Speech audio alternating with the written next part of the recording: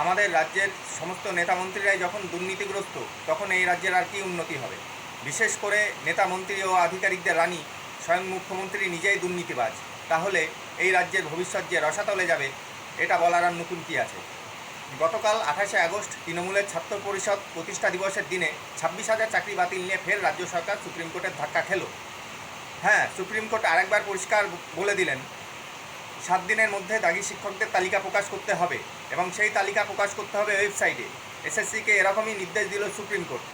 একজনও দাগি প্রার্থী পরীক্ষায় বসলে এর জন্য এসএসসিকে ফল ভোগ করতে হবে। এবং কেন দাগি শিক্ষকদের নামের তালিকা লুকিয়ে রাখতে চাইছে এসএসসিকে প্রশ্ন সুপ্রিম কোর্টের মাননীয় বিচারপতি সঞ্জয় কুমার মহাশয়। দাগি প্রার্থীদের জন্য কেন হাইকোর্টে গেছেন, এর জন্য কোনো যুক্তি যথেষ্ট নয়। এই কথা এসএসসির আইনজীবী কল্যাণ বন্দ্যোপাধ্যায়কে কড়া ভাষায় বলে দিলেন। সুপ্রিম কোর্টের বিচারপতি আরও পরিষ্কারভাবে বললেন, যোগ্য প্রার্থীদের জীবন নষ্ট হয়ে গেছে। ত্রুটিযুক্ত পরীক্ষা পদ্ধতির জন্য এসএসসি বোর্ড এবং সরকার দায়ী। নতুন নিয়োগে কড়া নজর রাখছি, খেয়াল রাখুন। আদালতের নির্দেশ এদিক ওদিক করা হলে আমরা হস্তক্ষেপ করব। পর্যবেক্ষণ সুপ্রিম কোর্টের বিচারপতি সঞ্জয় কুমার মহাশয়। বন্ধুগণ, আমি এতটুকু বলতে পারি, দিদি কোনো দিনও চাল থেকে কাকর আলাদা করবে না। কারণ দিদি ভালো করেই জানে দাগি শিক্ষকদের তালিকা প্রকাশ করলে তিনি এবং তার নেতামন্ত্রীরা অনেকেই স্বঘোষিত চোর বলে প্রমাণিত হয়ে যাবে।